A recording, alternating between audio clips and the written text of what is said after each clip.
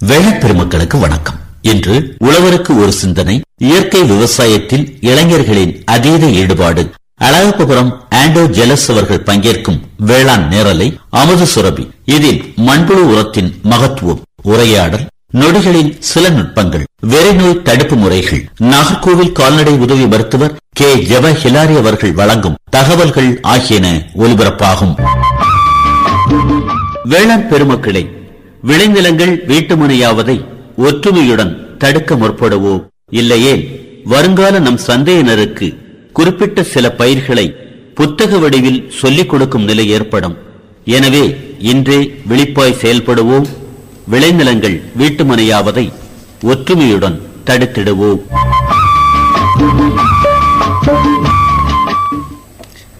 வேளாண் பெருமக்களுக்கு வணக்கம்.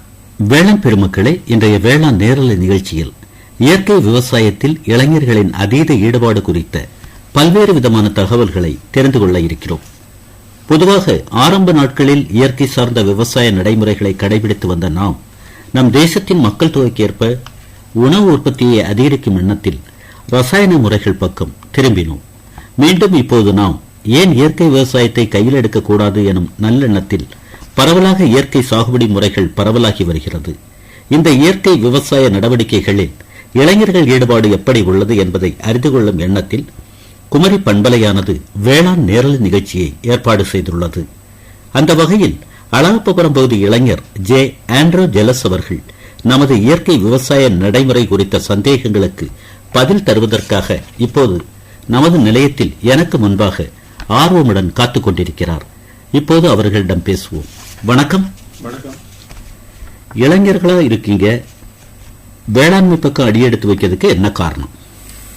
நான் இதுக்கு முன்னாடி போயிட்டு இருந்தது வெளிநாட்டுல வேலைக்கு தான் போயிட்டு இருந்தேன். அப்போ எனக்கு அங்க நல்ல சம்பளம் இருந்து, ஆனா ஒரு நிம்மதியான ஒரு திருப்தி இல்ல, ஒரு நிம்மதி இல்ல, ஒரு மீன்ஸ் தூக்கம் இல்ல, அந்த மாதிரி எனக்கு ஒரு சந்தோஷமாட்டு இல்ல. சோ அப்புறம் தான் இங்க விவசாயத்தை பெரிய அளவுல முதல்ல யாரும் ரொம்ப சொல்லல. திருப்பி அங்கிருந்து நம்ம ஒருத்தர் எங்க அப்பாவோட கேக்குறது, இந்த மாதிரி பேசி பேசி எனக்கு ஒரு விவசாயம் மேல சின்ன ஈடுபாடு வந்துட்டு, அங்க வெளிநாட்டுல போய் கை நிறைய சம்பாதிச்சதுக்கு பிறகு பணம் வருது, மன நிம்மதி இல்ல. கண்டிப்பா அது இல்ல, ஒரு தூக்கம், உடல் உழைப்பு இல்லாதனால தூக்கம் வரல. சோ அதுதான் முக்கியமான ஒருவேளை நான் என்ன நினைக்கிறேன் அப்படின்னா, நீங்க இந்த சிறுபிள்ளை பிராயத்திலேயே அப்பாவுக்கு வேளாண் ரீதியா ஒரு உத்வேகமா காப்பி கொண்டு போறது, மாடை பத்திட்டு போகுது, மண்வெட்டி எடுத்துட்டு போகுது, அந்த மாதிரி செய்கைகள் உள்ளூர உங்களுக்கு ஆணிவேர்மாய் பதிஞ்சதுனால எப்படி ஒரு எண்ணமா? கண்டிப்பா அது முன்னாடி அது எனக்கே அது போக போகதான் எனக்கு அந்த எண்ணங்கள் தெரிய ஆரம்பிச்சு. அப்ப நமக்கு தெரிஞ்சது இதுதான் நல்லது, விவசாயம் தான் நல்லது அப்படி சொல்லிதான் அங்கிருந்து வேலையை விட்டுட்டு தான் நான் இங்க வந்தேன். சரி, வேலையை விட போறேன் அப்படிங்கும் போது குடும்பத்துல இங்க உள்ளவங்க, மக்கா வேலை கிடைக்கிறதே பெரும்பாடு, அதுவும் நீ வெளிநாட்டுல வேலை பார்க்கிற, கை நிறைய சம்பாதிக்கிற, இங்க விட்டுட்டு வந்துட்டேன்னா என்னங்கிற மாதிரி அம்மாவினுடைய கருத்துக்கள் என்ன மாதிரி இருந்தது? உடன்பிறப்புகள் என்ன கருத்து சொன்னாங்க?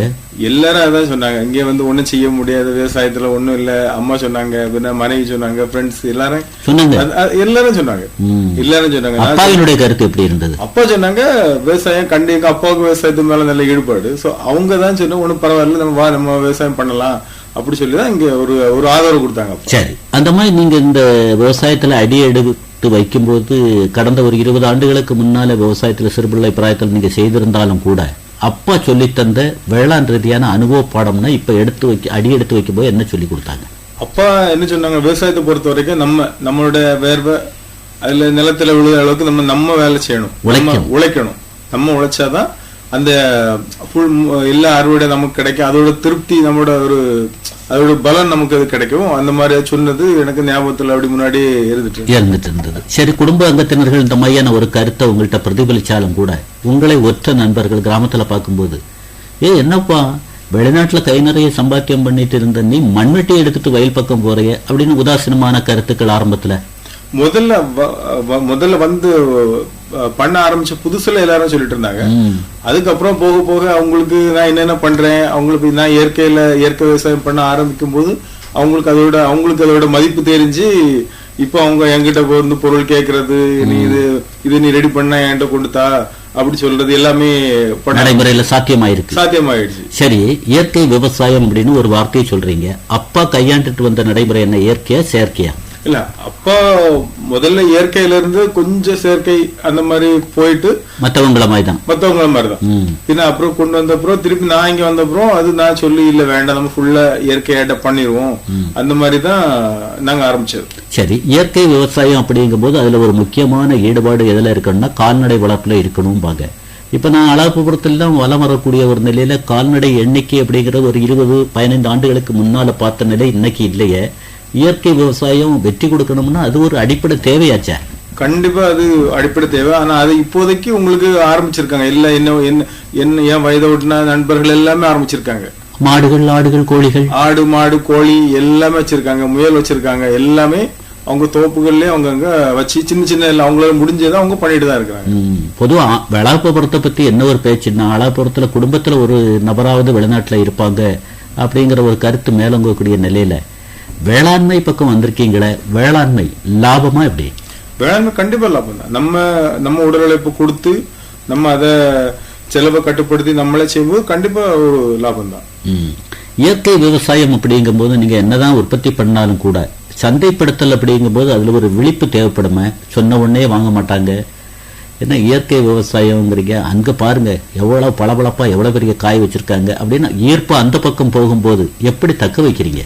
இயற்கை விவசாயத்துக்குன்னு தனி ஆட்கள் இருக்காங்க. அவங்களுக்கு தெரியும் இந்த இயற்கை. இப்போ நம்ம ஒரு கத்திரிக்காயில ஒரு புழு இருக்குதுன்னா அப்ப அதுதான் இயற்கை. புழு உங்களுக்கு மருந்து அடிக்கிற கத்திரிக்காயில புழு இருக்காது. இந்த எல்லாமே ரொம்ப பாக்குறதுக்கு ரொம்ப அழகா இருக்கும். ஆனா இதுதான் நல்லதுன்னு நிறைய எல்லாருக்கும் தெரியும். எல்லாரும் இப்ப சொல்லி என்கிட்ட கேட்க ஆரம்பிச்சுட்டாங்க. எனக்கு இப்ப வேணும், இப்ப இவ்வளவு கத்திரிக்காய் கொண்டு தான் தாங்க, இல்ல பப்பாளி கொண்டு தான் எனக்கு தாங்க. எனக்கு இயற்கையாட்டு தான் பண்றதுனால அவங்க எல்லாம் எனக்கு சொல்லி வச்சிருவாங்க. எனக்கு ஒரு நிறைய பேர் நண்பர்கள் இருக்காங்க. அவங்க சொல்லிடுவாங்க எனக்கு இது கொஞ்சம் வேணும், ரெடி பண்ண தாங்க அப்படின்ட்டு. சரி, நீங்க இவ்வளவு அதீத ஈடுபாட்டுல ஆர்வத்தோடி விவசாய பக்கம் வந்திருக்கீங்க.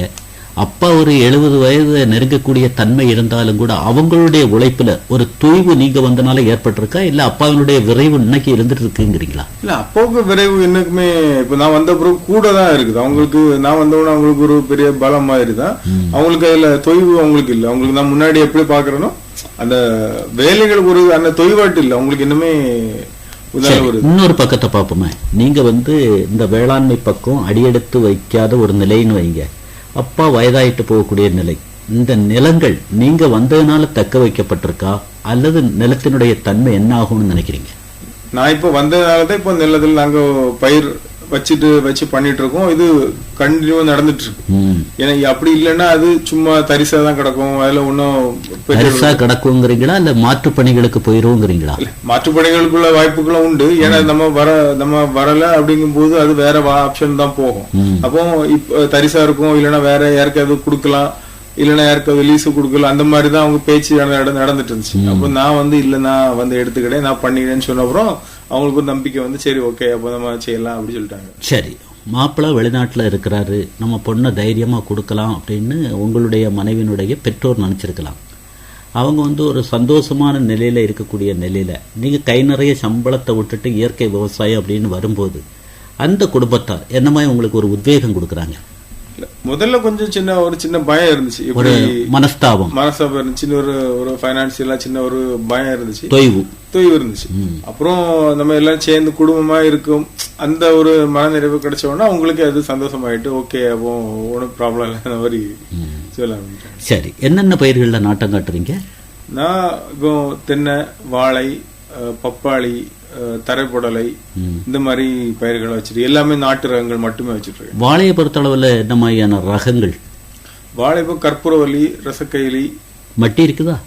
மட்டி இன்னும் கிடைக்கல, எனக்கு கண்ணு கேட்டுட்டு இருக்கேன், ஆனா எனக்கு கிடைக்கல. சரி, இயற்கை விவசாயத்துல கையாளப்படக்கூடிய உர மேலாண்மை அப்படிங்கும் போது எப்பப்ப உர வைக்கணும் என்ன ஏதுங்கிறதுக்காக அரசு ரீதியான பயிற்சியா, அல்லது அப்பா தான் பயிற்றுனரா வழிகாட்டுறாங்களா?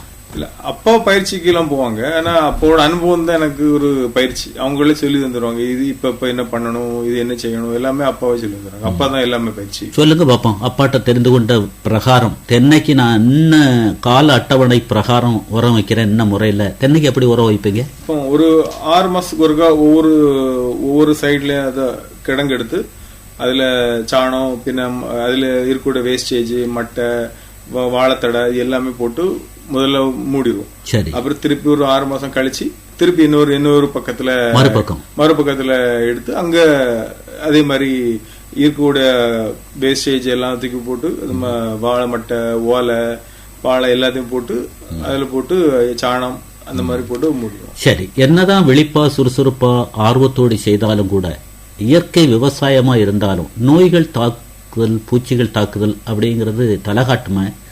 எப்படி இயற்கை ரீதியா அதை சரி கட்டுறீங்க? நம்ம முதல்ல பயிர் இது எங்க அப்பா சொல்லி தந்தது. அப்புறம் நான் நம்ம குமரி பண்பாலையில நான் வானொலி கேக்குறீங்க? கண்டிப்பா கேக்குறேன். அப்போ அங்க குடுக்கற அந்த அவங்க சொல்லுவாங்க, அங்கதான் அந்த அலுவலர்கள் சொல்றது, அந்த ஆமணக்கு செடியை வந்து நீங்க சைட்ல வச்சீங்கன்னா அது உங்களுக்கு நோய் தாக்குதல கட்டுப்படுத்தும். அந்த மாதிரி சொன்னது நான் குமரி பண்பலையில தான் நான் கேட்டேன் முதல்ல. கேட்டதோடு சரியா குறிப்பிடத்தல் உண்டா? இல்ல, குறிப்பிடத்து எல்லாமே எழுதி வச்சிருக்கிறேன். அவங்க சொல்லக்கூடிய எல்லா விஷயங்களும் எழுதி வச்சிருக்கிறேன். அது அவங்க என்னென்ன இந்த உரம் எப்படி பயன்படணும், உரத்தை எப்பவும் போடணும், எப்போ எந்த பயிர் வைக்கணும், எல்லாமே வந்து. ஆமணக்கினுடைய முக்கியத்துவம் என்ன? அந்த செடி இருக்கிறதுனால என்ன ஒரு உங்களுக்கு பிரதிபலன் கிடைக்குது? அது வந்து உங்களுக்கு அந்த நோய் தாக்கக்கூடிய பூச்சிகள் வந்து ஆமணக்கில போய் உட்கார்ந்துக்கும், தோட்டத்துக்குள்ள வராது.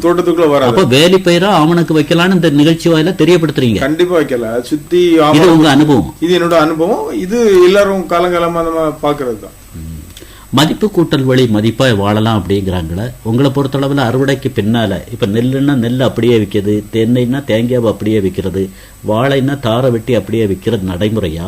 இல்ல மதிப்பு கூட்டல் தான் எனக்கு ஒரு மதிப்பான வாழ்க்கையை கொடுத்திருக்கு, இயற்கை விவசாயம் வெற்றி பெறதுக்கு அது ஒரு காரணம்ங்கிறீங்களா? இல்ல, இயற்கை விவசாயத்துல வெற்றி பெறதுக்கு அது மட்டும்தான் ஒரு முக்கியமான காரணம். ஏன்னா அது வந்து உங்களுக்கு இப்ப நான் தேங்காய் போடுற போது நானே அதை உரிச்சு நானே அதை வச்சு பின்ன நாங்க அதை எண்ணெய் ஆயிட்டு கொடுத்துட்டு இருக்கோம். அப்படியா? எண்ணெய் அப்படிங்கும் போது என்ன மாதிரியான ஒரு நடைமுறையில செய்றீங்க? எண்ணெய் காய நல்ல முத்தின தேங்காய் எடுத்து காய வச்சு அதுக்கு மேல ஒன்னும் தூசுப்படாத மாதிரி ரொம்ப நேர்த்தியா செய்றீங்க. நேர்த்தியா செஞ்சுட்டு இருக்கோம். அது எல்லாம் வச்சு நல்ல முத்தின தேங்காய் மட்டும் தான் எடுப்போம். அப்பதான் எண்ணெயோட தரம் நல்லா இருக்கும். அதே மாதிரியான ஒரு வழிகாட்டுதல் பிற இடங்கள்ல போய் பார்த்த அனுபவமா அல்லது கண்டுணர் சுற்றுலா அப்படிங்கிற மாதிரி அரசு ரீதியா ஏதாவது பயிற்சிகளுக்கு போய் பார்த்த ஒரு நிலையா? இல்ல, இந்த அரசு ரீதியா போயிருக்கேன். அவங்க ஒவ்வொரு வழிகாட்டல்ல அவங்க ஒரு இடத்துக்கு அனுப்புவாங்க. அங்க போய் நாங்க பயிற்சி எடுத்திருக்கிறேன். அங்க அவங்க சொல்லி தருவாங்க, இந்த மாதிரி பண்ணுங்க அந்த மாதிரி சொல்லி. சாதா ஒரு நபர் வந்து கடையில இருந்து எண்ணெய் வாங்கி காசு கொடுத்து வாங்கி அதை தலைக்கு பயன்படுத்துறதுக்கும் அல்லது சமையலுக்கு பயன்படுத்துறதுக்கும் நீங்க கொஞ்சம் முயற்சி எடுத்து நானே தேங்காவை எடுத்து அதை காய வைத்து எண்ணெயை உருவாக்குறேங்கிறீங்களா? அந்த எண்ணெய்க்கு என்ன வித்தியாசம்? ரெண்டுக்குமே அதை பயன்படுத்தினா அதோட அருமை தெரியும்.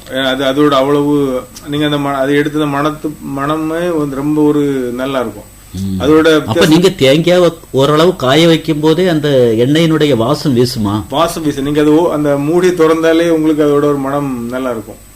அது தெரிஞ்ச ஆட்கள்னால தான் எல்லாரும் வந்து நம்மள்ட்ட கேட்கறது. இப்ப நம்ம செய்யறது, நம்ம இயற்கையில செய்யறோம் அந்த மாதிரி சொன்னோம்னா ஆட்கள் எல்லாருமே நம்மள்ட்ட ஆர்டர் சொல்றாரு. சரி, இது தேங்காவை பொறுத்த அளவுல வேற என்ன பண்றீங்க மதிப்பு கூட்டல்?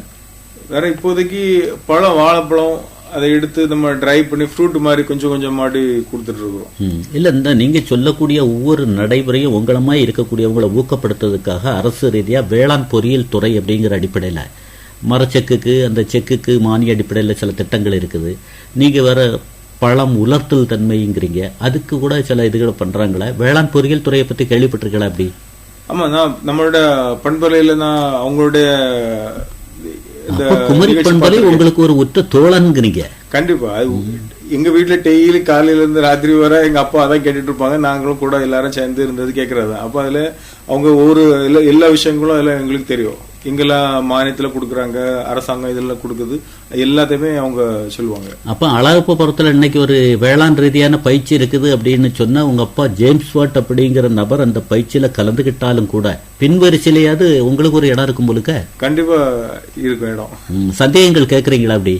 ஆமா, அப்பா கிட்ட சந்தேகம் கேட்கல. பயிற்சியில கலந்துக்கிட்டு பயிற்சியில நமக்கு எனக்கு எங்க அப்பாவே பாதி எல்லாம் சொல்லி தந்துருவாங்க. எனக்கு தெரியாத விஷயங்களை நான் அங்க போய் கேட்டு தெரிஞ்சுக்கிறேன். சரி, விளைபொருட்களை சந்தைப்படுத்துதல் அப்படிங்கிற நடவடிக்கை பிரகாரம் இன்னைக்கு என்ன அளவுல செழிப்பா இருக்கீங்க? முன்னால வந்து ஆரம்பத்தில் அடி எடுத்து வைக்கும் போது என்ன தடைகளை சந்திச்சீங்க?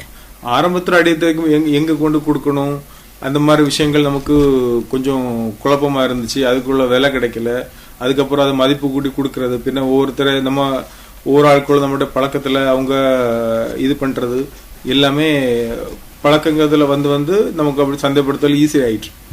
இப்ப மத்திய மாநில அரசு திட்டங்களை பொறுத்த அளவுல நிறைய திட்டங்கள் வேளாண் ரீதியா செயல்படுத்துறாங்களே, அந்த அடிப்படையில நீங்க என்னென்ன திட்டங்களை பத்தி தெரிஞ்சிருக்கீங்க? மானியத்துல கொடுக்குற அந்த அந்த நம்ம உழவு இயந்திரங்கள் இதெல்லாம் இப்போதைக்கு எனக்கு தெரிஞ்சிருக்கு. சரி, விவசாயிகளை ஊக்கப்படுத்தணும் அப்படிங்கிறதுக்காக பிஎம் கிசான் அப்படின்னு சம்மான் நிதி திட்டம்னு 4 மாதத்துக்கு ஒரு தடவை 2000 ரூபாய் வீதம் 6000 ரூபாய் கொடுத்துட்டு இருக்காங்களா? 20 தவணை கொடுத்துட்டாங்களா? அதெல்லாம் அப்பா அனுபவிக்கிறாங்களா? உங்களுக்கு இப்ப வழிகாட்டி இருக்காங்களா?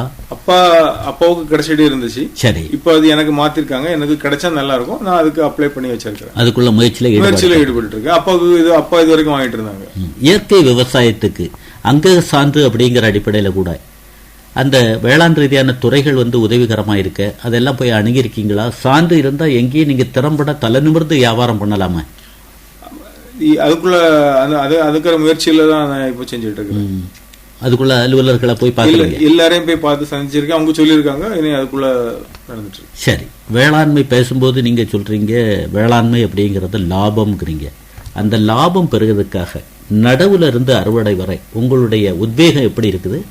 இல்ல, அதுல நமக்கு நம்மளோட உழைப்பு இருக்கணும், நம்ம வேலைக்காரங்க அவங்களோட உழைப்பு இருக்கணும். நம்மளோட உழைப்பு இருக்க அதோட நம்ம அந்த பலன் நமக்கு கூட கொஞ்சமாட்டு கிடைக்கும். அருமையா சொல்றீங்க. ஒரு 10 வேலையாட்களை விட்டுருக்கிறோம், நம்ம மேற்பார்வை பார்த்தோம்னா ஏமாந்து போவோம். நம்மளும் வேலை செய்யும் போது அவங்க மேல் புல் மேய வாய்ப்பு இல்ல, கூடவே நம்ம நின்று செஞ்சா அவங்களும் அந்த வேலைகளும் கிளியரா நடக்கும்.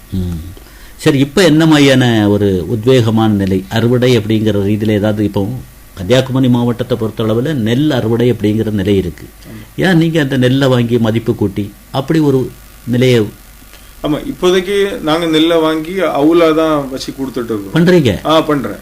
பின்ன நமக்கு தெரிஞ்ச மிஷின்ல உள்ளதை வச்சு நம்ம ஆட்களுக்கு கொஞ்சம் கொஞ்சமா அப்படி அரைச்சு கொடுத்து நெல்லை வாங்கி நாங்க அரிசியாட்டம் அரைச்சு கொடுத்துட்டு இருக்கிறோம், அவுலாட்டம் கொடுத்துட்டு இருக்கிறோம். சரி, அப்பா உங்க கைவசம் ஒப்படைச்சிருக்கக்கூடிய ஏக்கர்கள் அப்படின்னு சொல்லும்போது எத்தனை ஏக்கர் தந்திருக்காங்க? என்ன பயிர் இப்ப இருந்துட்டு இருக்கு? இப்ப தந்தது 2 ஏக்கர் தந்திருக்காங்க. இப்போதைக்கு வாழை, தென்னை, பப்பாளி, கொஞ்சம் தரப்புடல, கத்திரிக்காய் இந்த மாதிரி பயிர் பண்ணிட்டு இருக்கோம். மா சாகுபடியில மகத்தான மகசூல் எடுத்தவராச்சே உங்க அப்பா. ஆமா, இப்ப மாவு இருக்கு. இப்போதைக்கு சீசன் இல்ல, ஆனா அது அப்பா பண்ணி வச்சிருக்காங்க. இப்ப எல்லாமே நமக்கு அறுவடை மட்டும் தான் கிடைச்சிட்டு இருக்கு. இனி மே ஜூன்ல நமக்குள்ள அதுக்குள்ள பலன் கிடைக்கும். இல்ல, வரும் நாட்கள்ல அந்த மாவுல என்ன மாதிரியான ஒரு மதிப்பு கூட்டல் தன்மையை கையாளலான்னு திட்டம் வச்சிருக்கீங்க? அதுக்காக கொஞ்சம் பயிற்சிகள் எடுக்கணும். அதுக்காக நான் இப்போ அலுவலகத்துக்கு நாடி இருக்கேன். அவங்க எனக்கு சொல்லி ரெடி பண்ணி தரேன் அப்படி சொல்லியிருக்காங்க. அப்ப வேளாண் பொறியியல் துறையை அணுகுவேன். என்னென்ன திட்டம் இருக்குது அப்படிங்கறத சந்தேகத்தை கேட்பீங்க? கண்டிப்பா கேட்போம். அது நமக்கு இதுல அவங்க எல்லா பண்பலையிலே அவங்க எல்லாமே சொல்லிடுவாங்க. நமக்கு எங்க சொன்னாலும் கூட அந்த அலுவலகத்தை அணுகும் போதுதான் அதை செயல்படுத்துறதுல ஒரு முன்னேற்றம் இருக்கும். ஆமா, ஆனா அது நமக்கு இதுவரைக்கும் நம்ம பார்த்தது எல்லாமே அவங்களுக்கு நல்ல பயனுள்ளதா இருந்திருக்கு. இனியும் போக்குகாரங்கள்ல அதே மாதிரி எனக்கு கிடைக்கும் நம்பிக்கை இருக்கு. எப்பவாது எப்பா இந்த இதுல எனக்கு அந்த பயிர்ல ஈடுபாடு இல்லப்பா அப்படின்னு சொல்லி அப்பா ஒரு உறுதுணையா இருந்து திரும்பியும் உத்வேகம் கிடைத்த நிலைகள்? இல்ல, முன்னாடி இந்த வாழை போடுறதுல கொஞ்சம் ஒரு இது இருந்துச்சு. அப்புறம் திருப்பி அப்பா ஒண்ணும் இல்ல, அது நமக்கு நல்ல லாபகரமா இருக்கும், அதை பயிர் பண்ணலாம் அப்படின்னு சொல்லி தான் இப்ப நான் கொஞ்சம் பயிர் பண்ணியிருக்கேன். இதுல உங்களுக்கு மகளிர் ஈடுபாடு அப்படிங்கிற மாதிரி குடும்ப அங்கத்தினர்களுடைய ஒத்துழைப்பினாலேயும் கூட நான் இயற்கை விவசாயத்துல இப்ப வெற்றி பெற்று இருக்கேன் அப்படின்னு உங்களால கண்டிப்பா சொல்ல முடியும். என்னோட மனைவி, அம்மா இப்ப எல்லாருமே முதல்ல வேண்டான்னு சொன்னவங்க எல்லாருமே இப்போ விவசாயத்துக்குள்ள அவங்க எல்லாருமே எனக்கு நல்ல உறுதுணையா இருக்கிறாங்க. நிறைவான கருத்தா வாழ்க்கையில வேளாண் ரீதியா முன்னேறணும் அப்படின்னு துடிக்கக்கூடிய இளைஞர்களுக்கு உங்க அனுபவ பிரகாரம் என்ன வழிகாட்டுதல் கொடுக்கீங்க? எல்லா இளைஞர்களும் கண்டிப்பா விவசாயம் பண்ணுங்க, இயற்கை விவசாயம் பண்ணுங்க. அதுல கண்டிப்பா உங்களுக்கு பலன் இருக்கும். மக்கள் அதுதான் விரும்புறாங்க. அதனால மக்களுக்கு இயற்கை விவசாயம் மட்டும்தான் விருப்பமா இருக்குது. அதை நீங்க கொடுத்தீங்கன்னா கண்டிப்பா வெற்றி பெறலாம். உங்க அலைபேசி ஒன்று சொல்லலாமா? 93 63 11 35 09 9363113509 இல்லையா? இந்த அலைபேசி வாயிலா ஏதாவது இளைஞர்கள் நம்மளும் ஒண்ணு ஈடுபாடு காட்டுவோமே, நம்மளும் வெற்றி பெறதுக்கு வழியை பார்ப்போமே, அப்பா அம்மாவுக்கு பாரமா தானே இருக்கிறோம், படிச்சிருக்கோம், வேலை வாய்ப்பு இல்லையே, இவற்றை சந்தேகத்தை கேட்டு அல்ல அவரு கூடயே சேர்ந்து சில நுட்பங்களை தெரிஞ்சுக்கிடுவோமே அப்படின்னு அலைபேசி வாயிலா தொடர்பு கொண்டா உங்க கனிவான பதில் எப்படி இருக்கும்? கண்டிப்பா அவங்க தொடர்பு கொள்ளலாம். அவங்களுக்கு தேவையான எல்லா உதவிகளையும் எல்லா ஆதரவையும் நான் கொடுக்குறேன். இதுவரை இயற்கை விவசாயத்தில் இளைஞர்களின் அதீத ஈடுபாடு குறித்த பல்வேறு தகவல்களை உங்களது அனுபவபூர்வமான நடவடிக்கைகள் வழி வெளிப்படுத்தியிருக்கீங்க. உங்களுக்கு குமரி பண்பலை சார்பாக மனமார்ந்த நன்றி. நன்றி. இதுவரை இயற்கை விவசாயத்தில் இளைஞர்களின் அதீத ஈடுபாடு வேளாண் நேரலை கேட்டீர்கள்.